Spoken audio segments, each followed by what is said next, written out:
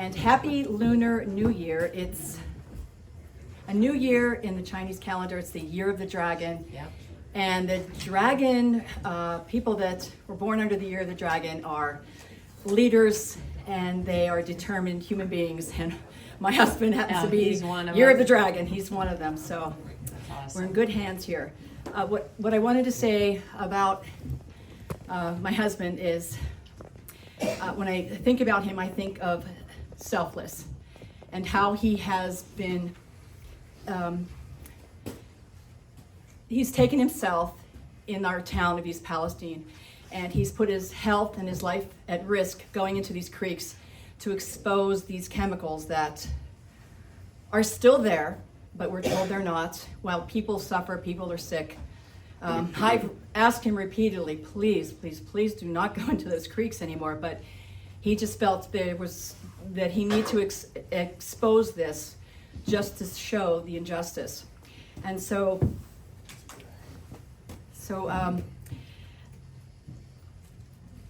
I know I can promise you that when he says he's going to do something, he will do it. I've known him for many, many years, and he's a determined man. He's a just man. He's an honest person, and he believes in correcting any injustice served upon the people, and that will be his mission when he gets to DC. And so I'm very proud to introduce to you my husband, Dr. Rick Tsai.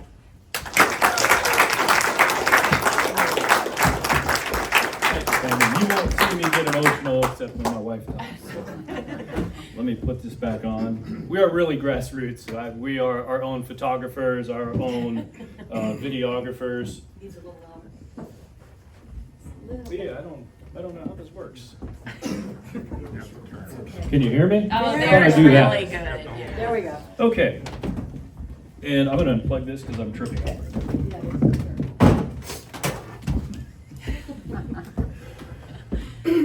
Oh, I love you, Tammy.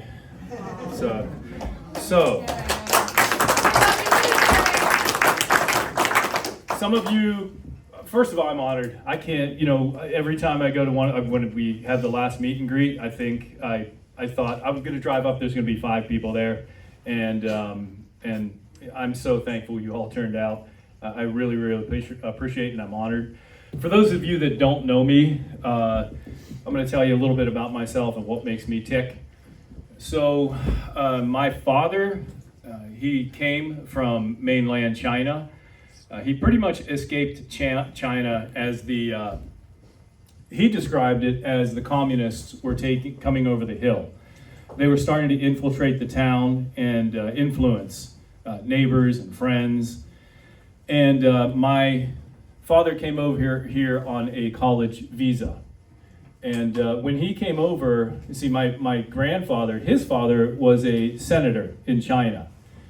And they ended up, after he came over and the communists took over, his entire family was imprisoned.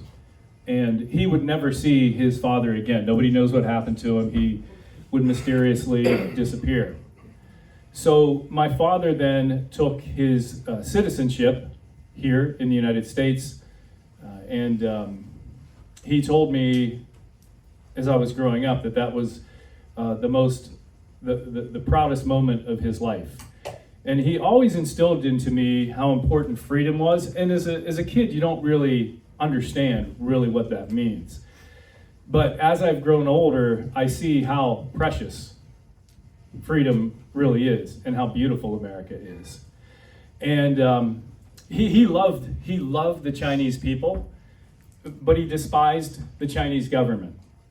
And, we got the opportunity to go to China. It was probably 12, 15 years ago. I don't remember. The Chinese people are beautiful, beautiful people. In fact, when you think about it, we all over the world, the common people of this world are pretty much all the same. We want the same things. We want freedom. We want safety for our kids. We just want to get along in life. And oftentimes, unfortunately, it's the governments that mess it up. So, myself, So in my 30s, I built one of the largest chiropractic offices in the entire nation.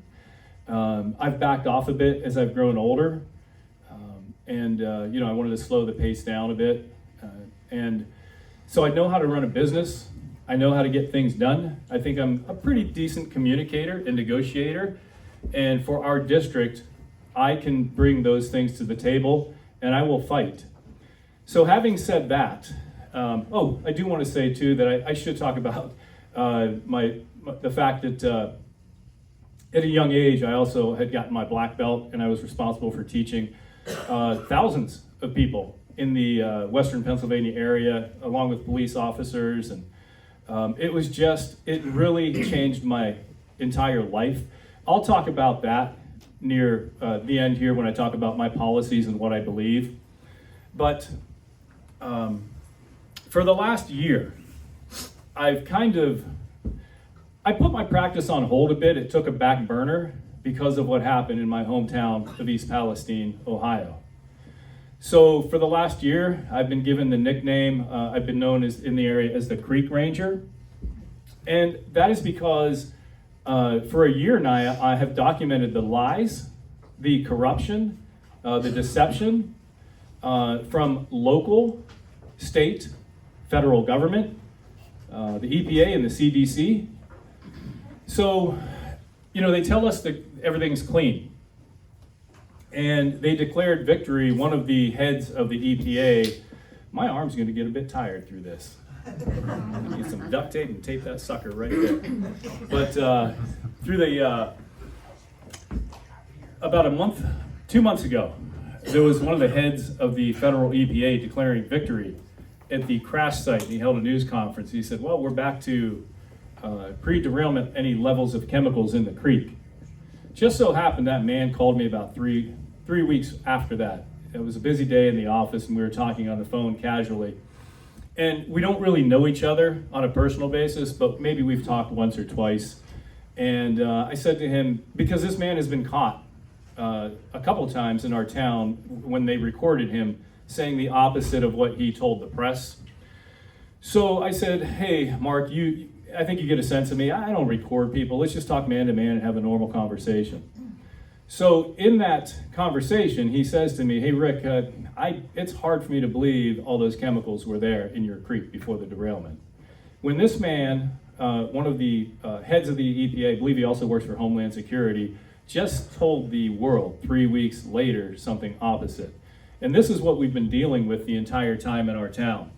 So normally I go through the creek, I put my military gear on, and there's a reason I put my military gear on, because I had become seriously ill 3 different times, where I had to stay out of the creek for weeks. Welts on my back, rashes, 4 weeks straight of not having a regular bowel movement, acid reflux, so bad it was like a spray bottle shooting into my mouth, burning my teeth and gums, and I've never had heartburn in my entire life. This wasn't heartburn, this was like Godzilla breath, So I usually go through the creeks, and I have cameras on me, and I'm filming the chemicals coming around my feet, hitting them with a little metal staff and turning over rocks and showing everybody how many chemicals are still there. Well, people kept saying, hey, why don't you take some dirt off the land and throw it in the creek?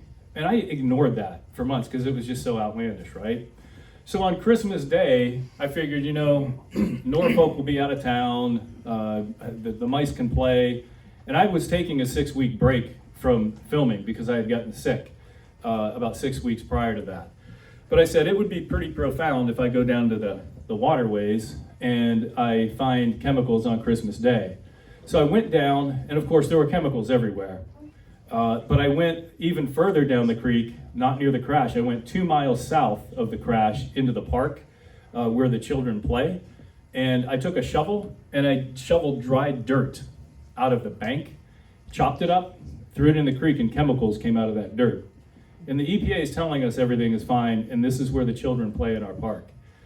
I am shocked at the level of corruption and deception. And when you see it in your hometown, you realize this is going on in every single town in America. Corruption in government is holding back progress, it's holding back prosperity, it's holding us down. There is...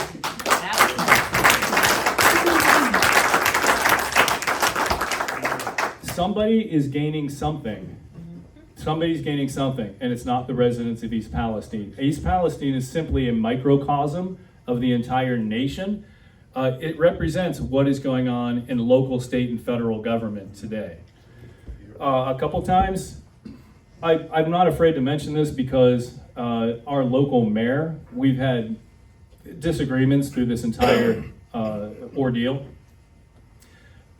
He recently, a couple months ago, endorsed one of my opponents, and I'm fine with that. That's okay. Actually, I probably wouldn't have accepted his endorsement because he's never spoken up for the afflicted, the people that were displaced. When the government puts the entity that caused this mess in control of the cleanup, and they've got a great PR crew, they can dangle gifts in front of you so that you forget about health or your neighbor's health. And I've never seen people become so callous to one another as to disregard your neighbor's health in lieu of possibly a $25 million park. We're a town of 4,000. I don't even know if San Francisco or New York City gets parks like that. So fireworks and fairs and so on.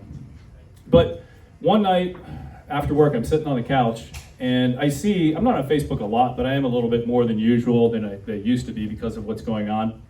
The mayor, he Facebook messaged me, and I just happened to be looking at Facebook Messenger at that time. And then I would say a few seconds later, he unsent the message. But my memory's all right, so I remembered the number. So I called him right back. I said, "Hey, what's up?" He starts talking. He says, "You know what, Rick? I really wanted to endorse you." He said, "Look, how cool would it be to have a congressman right down the street in East Palestine?" And he said, "But because of the things you've said about me since this derailment, I couldn't as a man do that."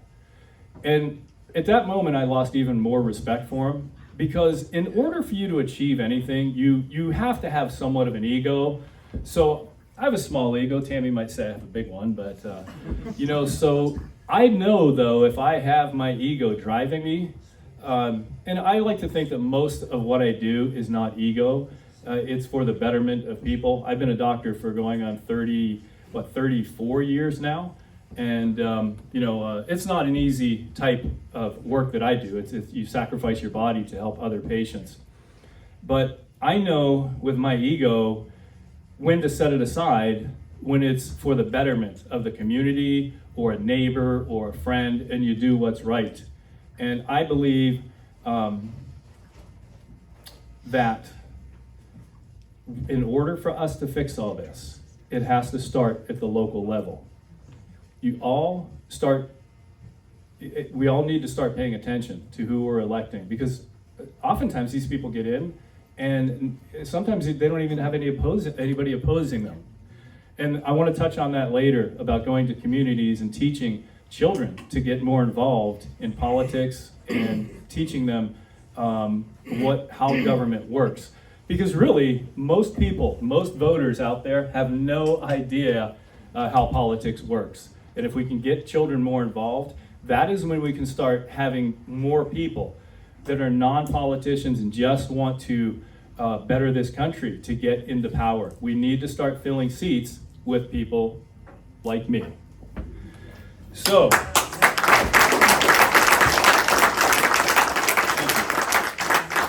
all right, it's almost impossible to get a drink of water while holding this microphone. So challenges, what's that? No, I'm good. I'm not Caesar, so let me.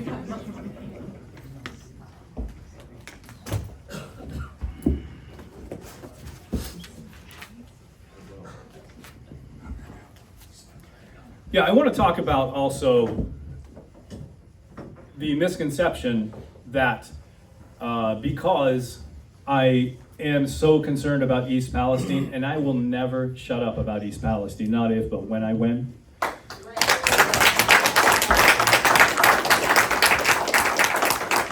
But some people have said, well, you win, all you're gonna do is, concentrate on East Palestine. That could not be further from the truth. I think Congress is in session 110 days a year. Is that correct?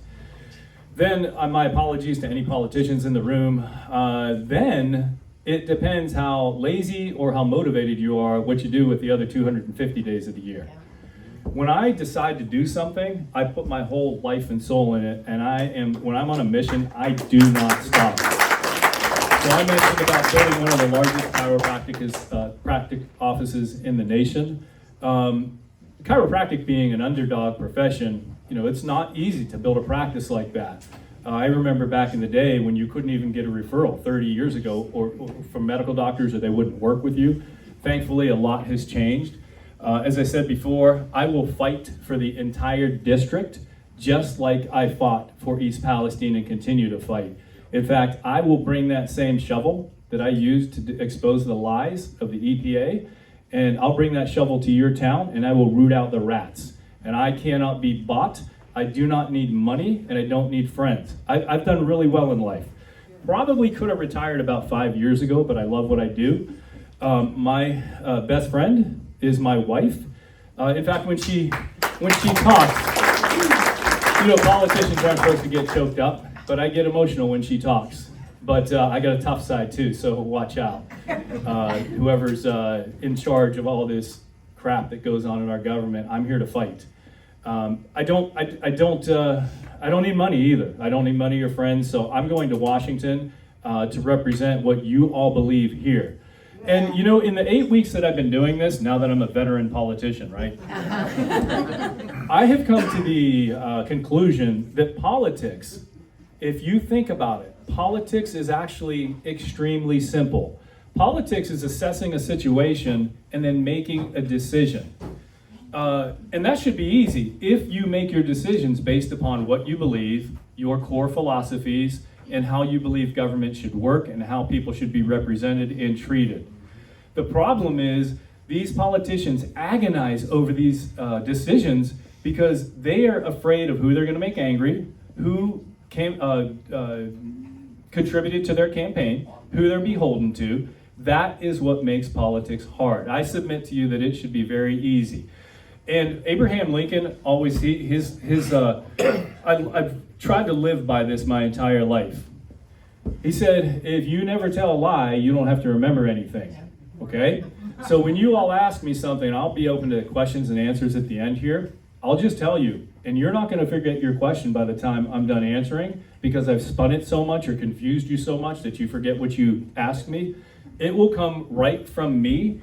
I will answer your question and I'll make it clear and concise, because, my friends know that if they put me in charge of something, that I'll get the job done, and they know that I might not do exactly what they want me to do, but that's why they put me in charge, because it takes a kind of person to understand that if you want to get something done, you might even, anger your friends a bit because they don't want it done a certain way. D6, I promise what you see is what you get, and I'll be making my decisions based upon what you see from me before the election. People are getting sick of electing people that do the exact opposite once you get them in. So, all right, so let's go into some of my policies here. First of all, when I get in, do you know Youngstown? Do you know how many trains run right through the middle of Youngstown here? Okay, but I'm not just talking about trains. When I talk about disasters, see, I'm definitely pro natural gas, but I'm going to talk about that too in a few minutes.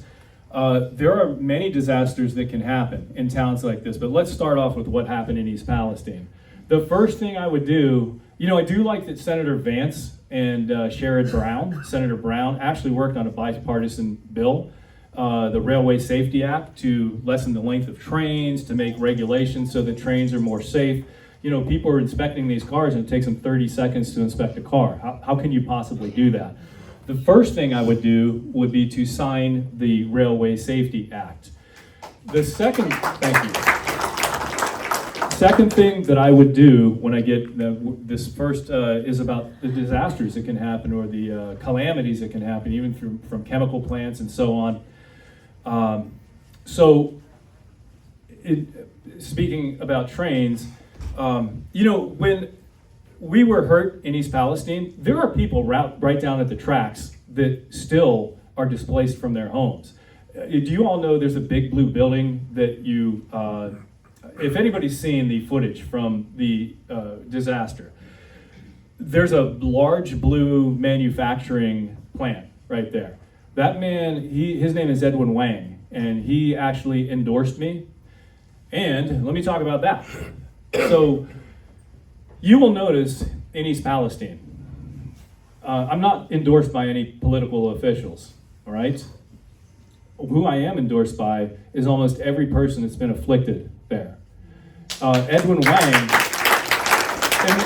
that means more to me than a false endorsement. I'll tell you what, I love endorsements, and I'll tell you, Ted Nugent just endorsed me about 3 or 4 weeks ago. And you cannot be fake to have that man endorse you. But Edwin Wang endorsed me, so that big blue building, he came here to live his American dream. That is a Chinese immigrant who came here legally, and he brought jobs to our town. And then he was opening 2 more factories to double that amount of jobs, and that disaster happened. I was the only man allowed to go tour that building, and they took me through it. One of his associates, his workers took me through it the other day. There is water just pouring like a waterfall into that building from under that factory. Chemicals don't look and say, hey, there's a big blue building with shade. I don't like shade. I'm not going under there. They have never addressed the chemicals under that building. When it rains in our town now, and there's any kind of fog or mist, our town smells like an open can of paint. It smacks you right in the face. But the endorsements that I had gotten, I think they mean more to me than any celebrity could ever give me. But let's go back. So the people that have been hurt, they've never received 1 penny or 1 bottle of water from our federal government. Can you believe that? Can you believe that? So now I'm going off on a tangent. I will talk about this.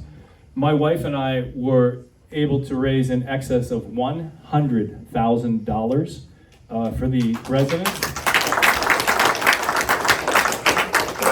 Every penny, some entities came into town and did charities. There was I'm not going to get negative, but there was an entity, there was a scandal about one entity that came into town, and they did a fake charity, and they raised $130,000, and the guy took off with the money. And he is, the DA says, that man should be in jail if you read the reports. That's somebody named Mike Peppel. Well, I will say that who that was that's Mike Ruley's legislative advisor that worked right in the office with him. So I wasn't going to get negative, but that's the only thing I'll say. I only learned that because I was at the policeman's dinner the night before the last debate, and the police are not happy that man is still around, walking around free. But so we were the only charity that gave the money directly to the residents, because when they collected money in our town, they beautified the town, but you can't pay your rent if you're out of work due to the derailment. You can't pay your rent with flowers, and you can't eat park benches, right? So I thought it was really important when a disaster happens like this in whoever's county or town, the first place I will go is not to the entity that caused it. I'm going to go to the people that were hurt and talk to them and see what's really going on. But in the medical profession, we have something called no-fault insurance. See, these people have gotten nothing while they suffer. So no-fault insurance means that in the past, when you would get into an auto accident, the people that were injured or out of work due to being in pain from the accident, they were wondering how they would pay their bills. And the insurance companies could fight it out and who was at fault, and that could take for years while these people suffered. So what most states have done now, they'd offer something called no-fault insurance. That means, as you all probably know, if you're in an accident, your insurance pays for your damages, and the other guy's insurance pays for their damages, and you get help right away. and then the insurance companies fight it out, and whoever wins reimburses the other insurance company. Make sense? When a disaster happens like this, we have enough money that we are sending overseas. We have enough money to take care. The government should have bought these people out. And then they go after, I'm going to write a bill that then we go after the entity that caused it. So we're not going to let these people suffer. That's the second thing we're going to do. So here's something else. Do you know how long it took to get those chemicals revealed off that train? Because mysteriously they couldn't find the bill of lading or whatever it's called. So Ohio, I am pro natural gas. Ohio is one of the states that for what are called trade secrets, and I think this is so lame because there's a lot of fracking companies, and they all know how to frack. They know how it's done. For trade secrets, Ohio allows these fracking companies not to reveal the chemicals that they're putting in the ground under your wells. I am pro natural gas realistically, until we come up with something better, it has to get out of the ground now. You look at your electric bills, you look at your food. Everything we do is based upon shipping, and we need our natural gas. But I'm also going to fight to remove that trade secret clause because we are all adults. If there's a company putting chemicals in your land and your well gets hit, we need to make them responsible. Yes. So those are the first things that I'm going to do. Okay. Let's talk about the economy. What's my plan for D6? Well, I've already talked about I'm going to push hard for drilling. We have over 400 years of worth of our energy needs right under our feet. It has to be gotten out responsibly, and if there's an accident, they have to be accountable. But we need to get that out of the ground now. That's number one. That's going to help bring prosperity to our D6. Secondly, when I talked with the unions, in Youngstown and surrounding areas. Listen, I just talked about Edwin Wang, the Chinese immigrant, okay? When I put that on my Facebook for Congress page, some crazy person said, "You are a racist. You have a endorsement from a Chinese man, and then you made a video about how you're gonna stop the illegals. You're gonna close the wall. And you're picking on Latinos." And I said, you know what I said? I said, I never said Latinos. Who's the racist one here? I don't care if you are Chinese, you are Latino, you are African American, you're an Afghani. If you are pouring through our border, you're going to get out. So I understand there are people, there are asylum seekers, true asylum seekers, that are beaten down from their government and in danger of their lives, we will take. This is just ridiculous. When you look at the videos and you see what's going on, these aren't well, again, I'm not going to stereotype. There are families coming over, but there are so many middle-aged men that come here, and they're coming and they're taking jobs. So in Youngstown right now, I will tell you the big worry is that the illegals, they work as independent contractors. They are using what are called 1099s, and they can then be legally hired by the company. And many of these 1099s are forged, and the companies, as long as they have them, I mean, I think probably the companies suspect, but as long as all that paperwork's in order, then they can be hired. That money is being sent down south or out west or back to China or wherever you're from. They have to eat here, but they're not pumping into our economy. It is tax fraud because they don't pay Social Security, they don't pay taxes here, and they're taking good American jobs. So we need to stop that. We need to get this back under control. Lastly, my plan for the economy is to make success cool again. Kids grow up and they come from broken homes. Even if we institute these programs, like I visited this, the Brightside Project in Salem. I was shocked. This is a beautiful, beautiful place. It's all to help children. They partnered with the Dolly Parton Group to bring literacy to children, and they send every kid in Columbiana County that has heard of the program. I think it's 3,300 children. Everyone gets one book. I don't remember if it's a week or every month to Is it once a month? Yeah. Yeah, so when I was a kid, you guys all remember weekly readers, do you? And stuff. Remember how excited you'd get this pamphlet in school and you'd fill out what you want and then you'd get the books? I mean, that is awesome. So it's good what they do. When I was a kid, the steel mills were hurting in Pittsburgh area. And my father actually, we ended up moving here from California when I was 3. And so this is the only area I know. And so when we moved here, what was I talking about? I just riffed. Yes. Oh, well, let me tell you about this. So this is the first time I've revealed this. It was, hey, I just riff. I don't have a teleprompter, right? And I don't hardly ever look at my notes because this is coming from inside.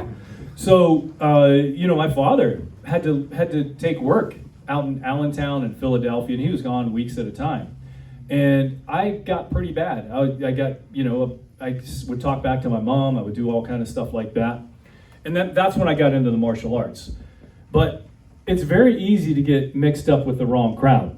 There was when my dad would come home, my mom was, she'd be upset sometimes, and there was some fighting in the house, and you kind of lost motivation. Even if you think you wanted to study or be better, sometimes as a child, you just kind of lose hope or you give up. I want to make success cool again. In these schools, we need to bring people that have been successful in business and be role models to these children. They don't get that. And once every couple weeks, or like I see Pastor John back there, we bring a pastor into the school and talk about, what life is really about and how if you follow a good path you can achieve. Because I, for a while, was on the wrong path. And my martial arts instructor, I kind of started looking up to him as a father figure. And then my father came back, he ended up getting work back here and everything was beautiful again. But, I want to institute a program where we bring people into schools, we make that part of the curriculum, and that I think is what's missing in our schools today. Because, think about it too, when we have generations of children emulating their parents on they're on the welfare system. Well, I don't care what you want to call it. I see that in my office. When I started 30 years ago, I did not treat this many people on assistance. And I do know that as I see the children grow, a lot of them copy what they know. And I've treated 4 generations now. And you'll see that through generation and generation. If we can break that cycle, we are living in the most amazing country in the world where if you apply yourself, white, black, Asian, Latino, you can achieve anything you can dream of. And then those kids put back into the system. Lastly, being a chiropractor, we get to the root of the problem. I've always told people, if your engine's making a funny noise and your light comes on, your engine light, you can't put duct tape over it and ignore it. So, we don't have the luxury of taking away people's pain with medication. So we have to really delve a little deeper and to find out what's going on. And it's okay to do these other programs to, get the natural gas out of the ground and improve the economy. But if people just keep taking and not contributing, there's a real problem there. All right, so I want kids to learn how to achieve. So also in this short 8 weeks, I've already met with Undercover Task Force for labor, sex, and childhood trafficking. And I've met with some pretty tough people. I'm not even going to tell you the stories they told me because they're too disgusting. There is some evil stuff out there. I don't know what happens to people to make people do these things, but that is going to be high priority on my list. And they're not going to get away with this. The other thing is that police are just absolutely disgusted with the revolving door of the prosecutors that are just, somebody does something like this and they're out the next day. And they just keep arresting these people over and over and over again. And we're gonna get tough on crime. Infrastructure. So, I've already met up and down with county commissioners, sewage plants. I went to Steubenville, Ohio, where the main sewage line that supplies their hospital and surrounding homes breaks constantly, and you've got sewage coming from a hospital that is just spilling into the land. And sometimes it happens for a while before anybody reports it, because a lot of this goes through the woods and nobody knows. So here's just one example. So Steubenville, let's take that. That is one of the most hard hit towns in the country. It used to be a booming steel town of over 80,000. It's down to 17,000 people. And we have a tax base of 17,000 people. It's very hard to maintain an infrastructure that was built for 80. And so everything is just downtrodden and it starts breaking down and they can't fix it. So as I'm going into Steubenville, I noticed that they have something that most cities don't have. They are nestled right on the banks of the beautiful Ohio River. When I asked about that, I said, you need to bring, and they have 800 vacant homes, which they say many of them are filled with drug addicts. And so I've got big plans for Steubenville. So one is to negotiate a deal with the Army Corps of Engineers, who own that entire strip of land. See if we can bring a developer in to attract new residents, young residents that want to come in. And we're going to see what we can do there as well. So let's move on. And that's, anything that you can think of within reason can be done. I don't know why that's not happening there. That is just something that I thought of on the spur of the moment, and I believe it can be done if you negotiate properly.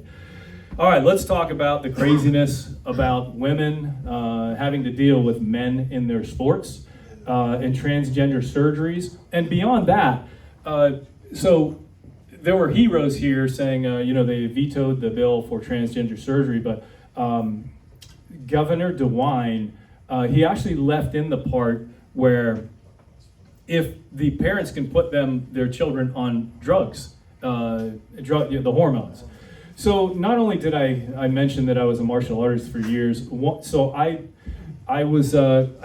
also was a competitive bodybuilder. The reason I stopped bodybuilding, that I saw the ugly side of that sport.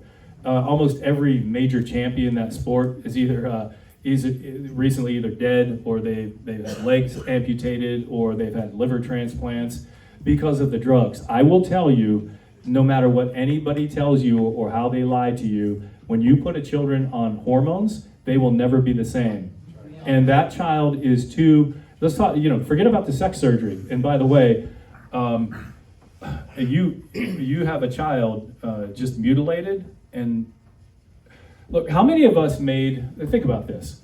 If you look back, how many stupid decisions did you make when you were younger? How many stupid decisions you made yesterday, right? But once you cut you mutilate yourself, I won't say the words, but once you cut those off, they are gone forever. And these people, a lot of people out there regret having that surgery done. And here's something you may not know. Once you have that done, you have to tend to those on a regular basis. Those where you've had those surgically removed, altered. Altered is a good word. Yes, it's not like we were meant to not have those parts or make different parts on us.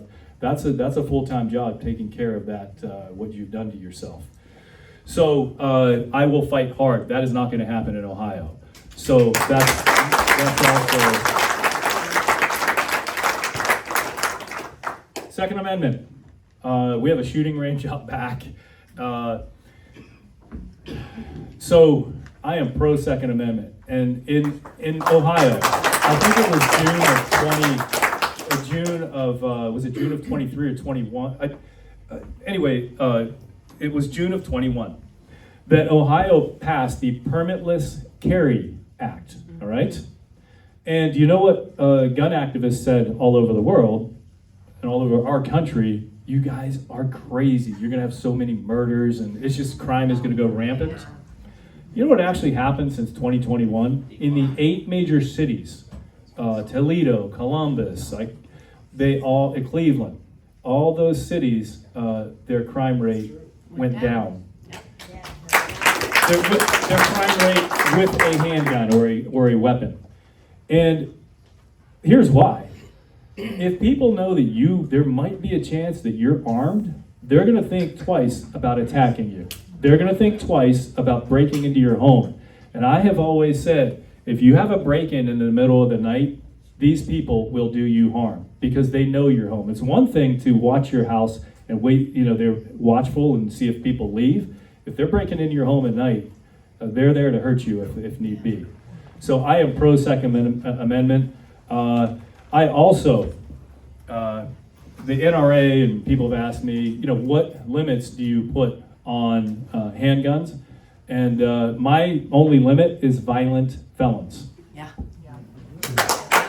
I had a guy, unfortunately, when he was younger, I think he was 19, he was had a little too much to drink and he ran into a tree. And I think, yes, so he left the scene. And he's a felon and he's been straight ever since, but that was a mistake. So I think it should be violent felons only. So we got to close that border. I don't want to get emotional because the person that I'm looking at now, Donna, a good friend of hers. What is it, 2 weeks ago now or so? He lost his grandson to fentanyl. And so yesterday, when I was in my office, I saw a woman that I hadn't seen in a while. She comes in every month for her treatments. And she said to me, I haven't been in, I've been a little not right in the mind. Her daughter got married, and her daughter is 40 years old, and she got married. And her brother attended the wedding, and her brother is a recovering addict and has done really well, has got his life back together. Well, when he went to the wedding, he had a little too much to drink, then he ended up partying with his friends. He died the next day from fentanyl poisoning. And so that, her daughter is always going to remember that wedding as losing her brother. So we need to put a stop to this. So I am all for legal migration, but there are drugs pouring over that border.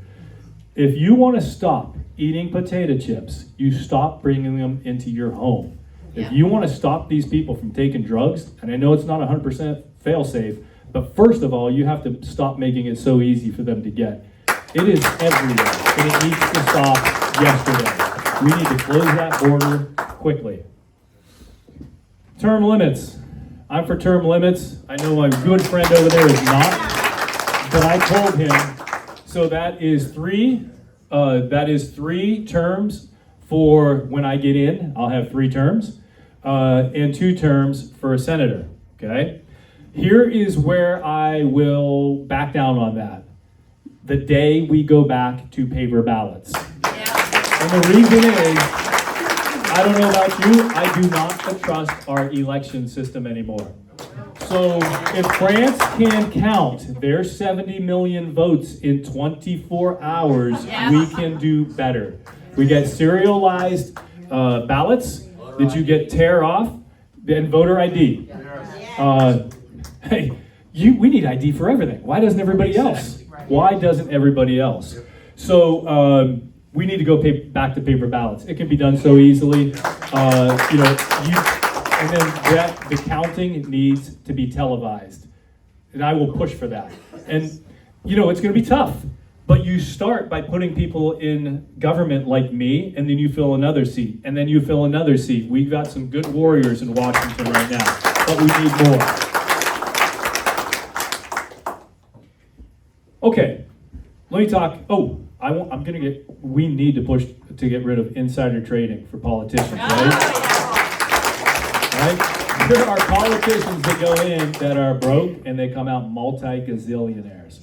And you know what these people are doing? They're selling out America. It's not the fact, who cares if they're that rich, right? If they did a fantastic job, they should make as much as sports stars. But the way they're making it, they're making deals to sell us out, and then they're making money off of those deals.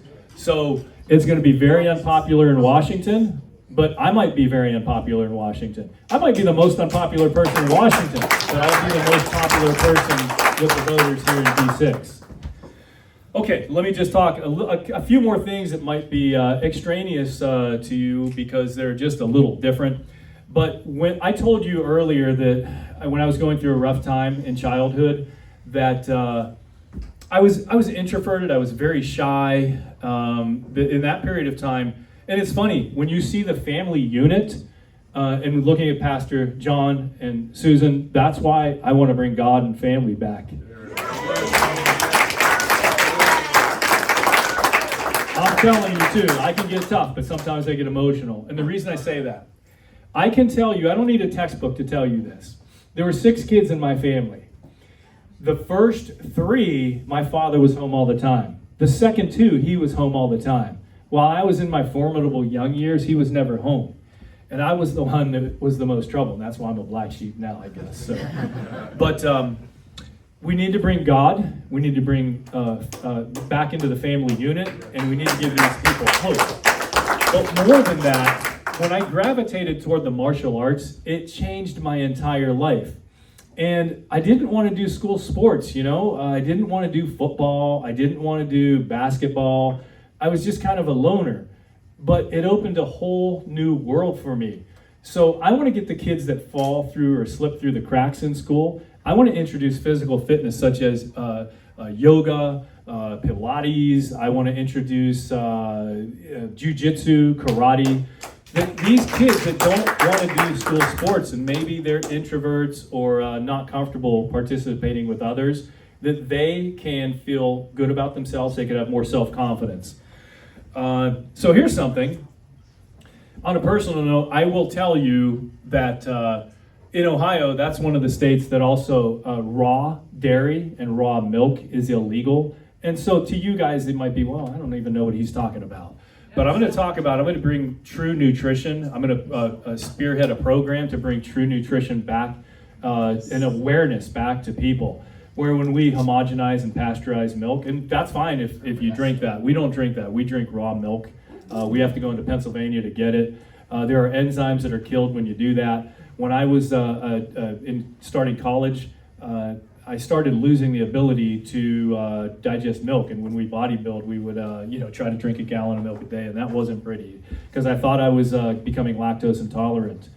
If I drink this much milk, I will be in the bathroom for a day. You don't want to know about that, but I can sit there and I can drink a gallon of raw milk. That's just another thing where the government has lied to us. And raw dairy or not, whether you like it or not, I'm telling you that's another lie perpetrated on the American public.